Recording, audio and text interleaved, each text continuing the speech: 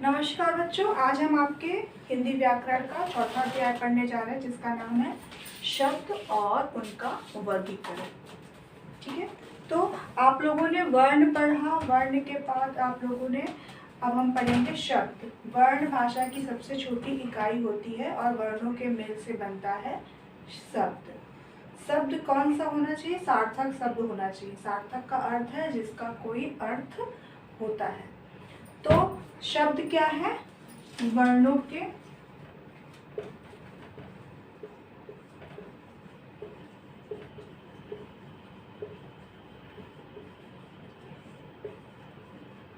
सार्थक समूह को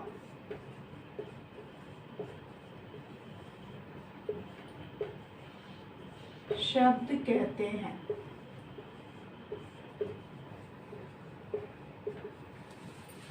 आप लोगों ने कक्षा 5वीं में पढ़ा था सार्थक। सार्थक का अर्थ होता है जिसका कोई अर्थ हो। ठीक है, जिसका कोई अर्थ हो। तो शब्द वर्णों का वह समूह है जिसका कोई सार्थक अर्थ निकलता हो। जैसे कि मान लीजिए हमने लिखा है, आपके यहाँ पे एग्जाम्पल दिया हुआ है बालक। तो बालक कैसे बना?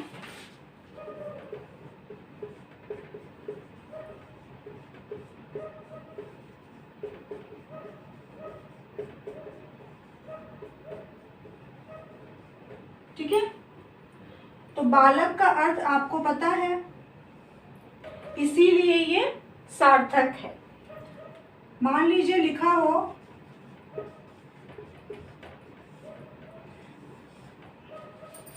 कलबा, तो क्या आपको इसका अर्थ पता है? नहीं, ये इसका अर्थ हम नहीं जानते हैं, तो ये शब्द नहीं होगा क्योंकि ये निरर्थक शब्द है।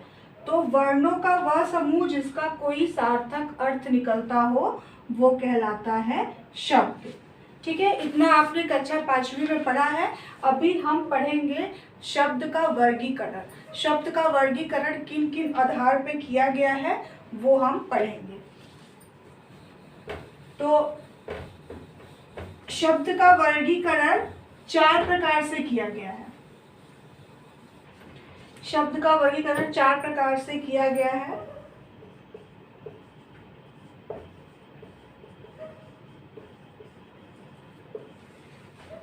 कौन कौन सा? पहला है उत्पत्ति के आधार पर।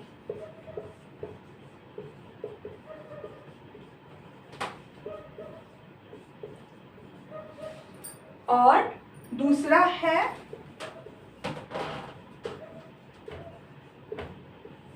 रचना के आधार पर। तीसरा है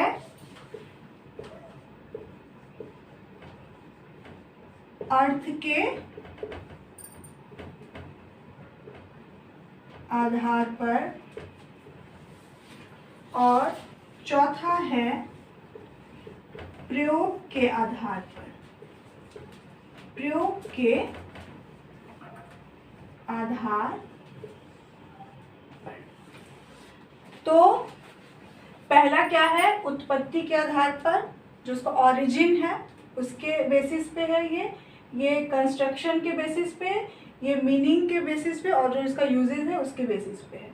तो हम सबसे पहले पढ़ेंगे उत्पत्ति के आधार पर शब्द के भेद। हम एक एक करके सब जानेंगे। तो हम उत्पत्ति के आधार पर शब्द के भेद पहले पढ़ेंगे। ठीक है, तो उत्पत्ति के आधार पर शब्द के 4 भेद होते हैं।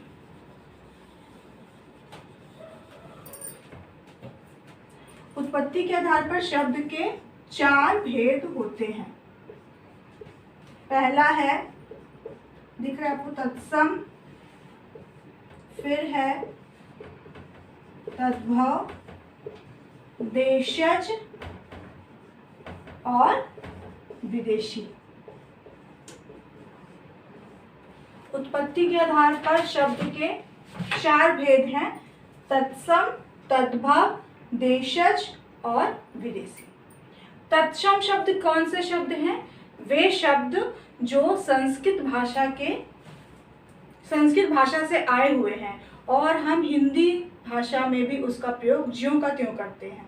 जैसे कि कर्ण, कर्ण का अर्थ होता है कान, लेकिन हम हिंदी में भी कर्ण का प्रयोग करते हैं। ये संस्कृत का शब्द है, ये संस्कृत का शब्द है, लेकिन हम हिंदी में भी इसका प्रयोग करते हैं।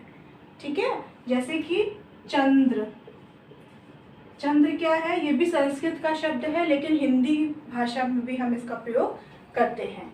हस्त, हाथ जिसे बोलते हैं, वो भी संस्कृत का शब्द है, बट उसका प्रयोग हम हिंदी भाषा में भी करते हैं। तो जो शब्द संस्कृत भाषा से आए हुए शब्द हैं और उनका प्रयोग हम हिंदी भाषा में करते हैं बिना किसी परिवर्तन किए, हम ज्यों का त्यों उसका प्रयोग हिंदी भाषा में भी करते हैं, वो कहलाते हैं तत्सम शब्द।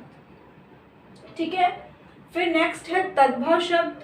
तद्भव शब्द क्या है? वे शब्द जो संस्कृत भाषा के शब्द में थोड़ा सा रूप परिवर्तन करके उसका प्रयोग हम हिंदी भाषा में करते हैं, वो कहलाएंगे तद्भव। मान लीजिए कर्ण लिखा हुआ है तो वो हो गया तत्सम शब्द, लेकिन अगर कान लिखा है तो वो हो गया तद्भव। उस कर्ण में हमने कुछ रूप परिवर्तन किया और उसको हमने लिखा कान, तो वो हो गया तद्भव। चंद्र लिखा है तो वो हुआ तत्सम, और चांद लिखा है तो वो हो गया आपका तद्भव शब्द। ऐसे ही हस्त है तो तत्सम और हाथ लिखा है तो तद्भव। पंच लिखा अगर है, पंच यानी कि 5, पंच लिखा है तो तत्सम शब्द और 5 यानी कि तद्भव। तो तद्भव शब्द क्या है? संस्कृत भाषा के शब्द जिनका हम रूप परिवर्तन करके फिर से प्रयोग करते हैं हिंदी भाषा में, वो कहलाता है तद्भव। तो आपका तत्सम शब्द हो गया, तद्भव भी हो गया। फिर है देशज शब्द। आपको पता है हमारे देश में बहुत सारी भाषाएं बोली जाती हैं। हमारा जो भारत देश है उसमें बहुत सारी भाषाएं बोली जाती हैं। तो हमारे ही देश के दूसरे राज्यों की जो भाषा है, विभिन्न राज्यों की भाषा है, वो हम हिंदी में प्रयोग करते हैं।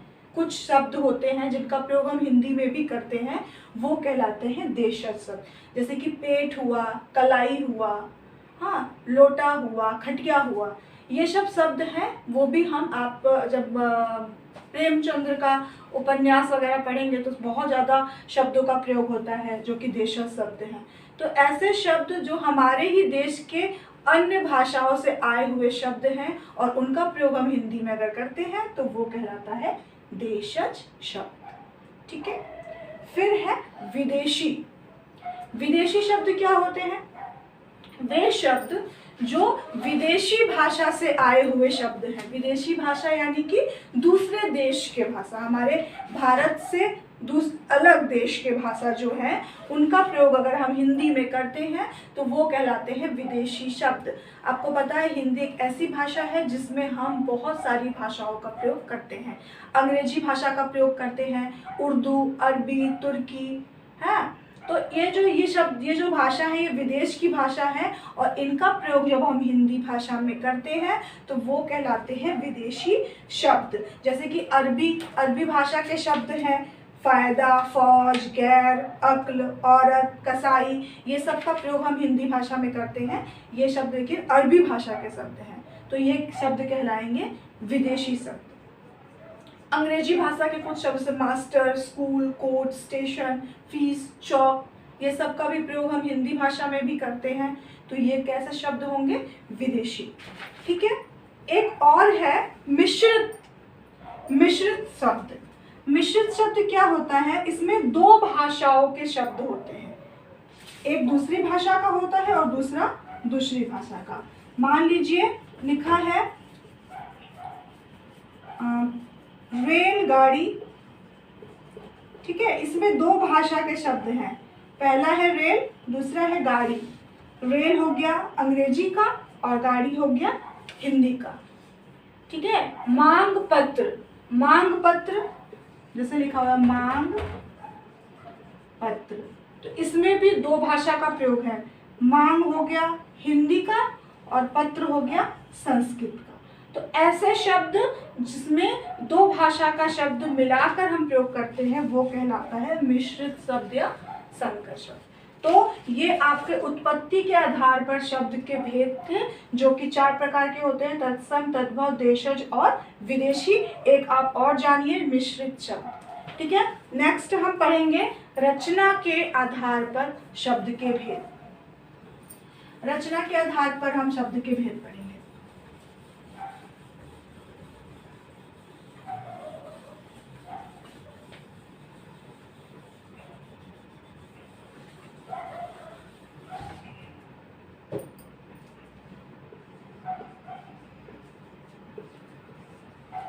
ठीक है, सेकंड जो है वो रचना के आधार पर। तो रचना के आधार पर शब्द के भेद 3 प्रकार के होते हैं। आपने क्लास 5 में भी ये पढ़ा था। ठीक है, पहला क्या है, रूढ़ शब्द। दूसरा है यौगिक शब्द और तीसरा है योग रूढ़ शब्द। ठीक है,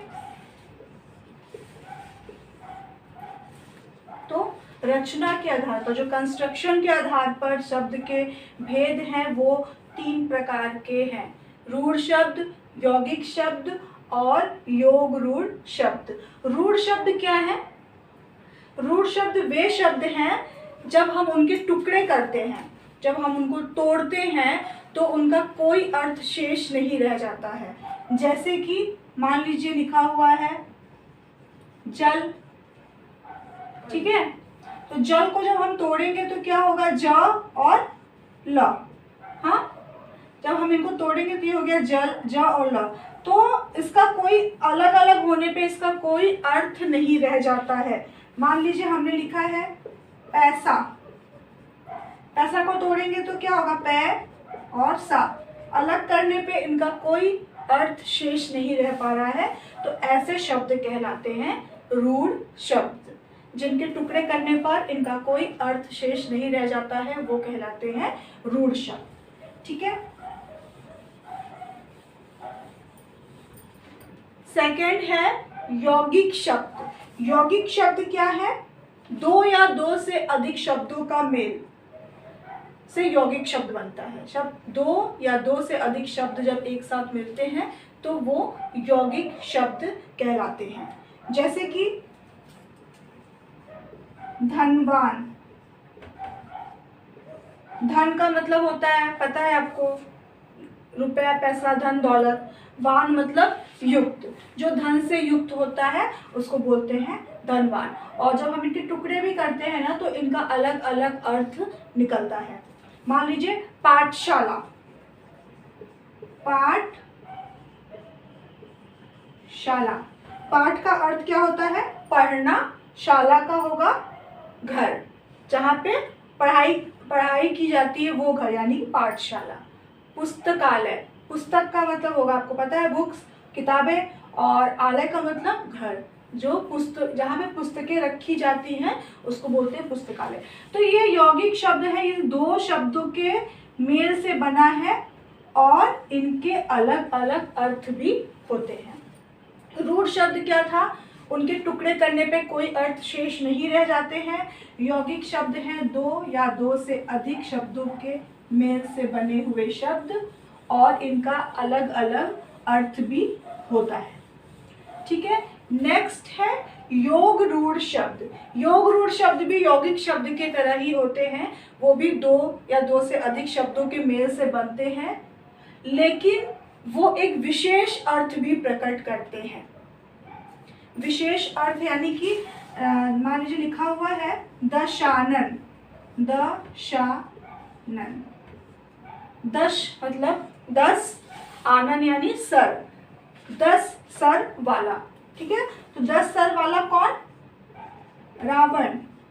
तो ये विशेष अर्थ प्रकट कर रहा है।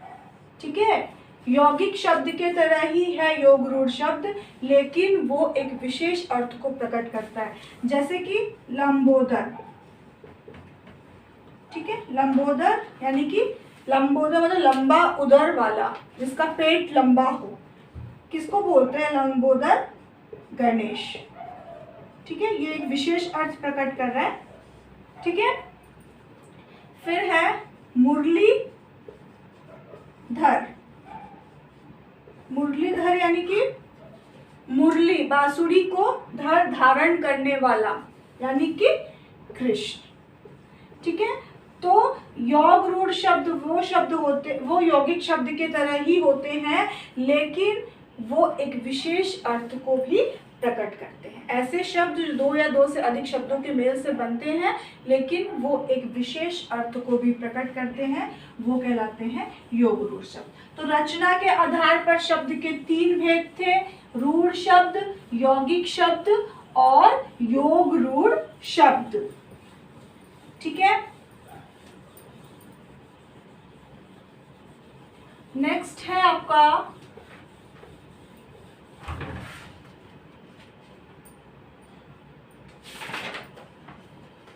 अर्थ के आधार पर। तो अर्थ के आधार पर शब्द के भेद हम अलग अलग इसका चैप्टर पढ़ेंगे। ठीक है, ये आपको यहाँ पे मैं विस्तृत में नहीं बताऊंगी, इसका हम अलग से ही पढ़ेंगे। अर्थ के आधार पर शब्द के 7 भेद हैं। पहला है पर्यायवाची शब्द, विलोम शब्द, अनेकार्थी शब्द, अनेक शब्दों के लिए एक शब्द, ध्वनि बोधक शब्द, समूहवाची शब्द और पुनरुक्त शब्द। तो इन सबको आपको बताइए, आपका इसका अलग चैप्टर ही है, तो इस चैप्टर में हम ये नहीं पढ़ेंगे, सिर्फ हम जानते हैं कि अर्थ के आधार पर शब्द के 7 भेद हैं। इसका नाम मैंने आपको बोला, मैंने आपको पहले भी क्लास में भी ये वाला पढ़ाया था। ठीक है, चौथा है प्रयोग के आधार पर। तो प्रयोग के आधार पर शब्द के 2 भेद होते हैं, विकारी शब्द और अविकारी शब्द। इसका भी अलग से चैप्टर है, इसका भी हम विस्तृत में पढ़ेंगे अलग से चैप्टर में। विकारी शब्द वो शब्द होते हैं जब हम लिंग, वचन, काल, क्रिया चेंज करते हैं तो उन शब्दों में चेंजेस आता है। विकार यानी कि चेंजेस, परिवर्तन। लेकिन वे शब्द जब हम लिंग, वचन, काल, क्रिया को चेंज करते हैं और उनमें कोई चेंजेस नहीं आता है, वो कहलाता है अविकारी शब्द। ठीक है, तो ये जो अविकारी शब्द और विकारी शब्द, इसका पूरा अलग चैप्टर ही है, वो हम इसमें पढ़ेंगे। आपका यहाँ पे शब्द और शब्द का वर्गीकरण चैप्टर खत्म होता है। हम मिलते हैं नेक्स्ट वीडियो में।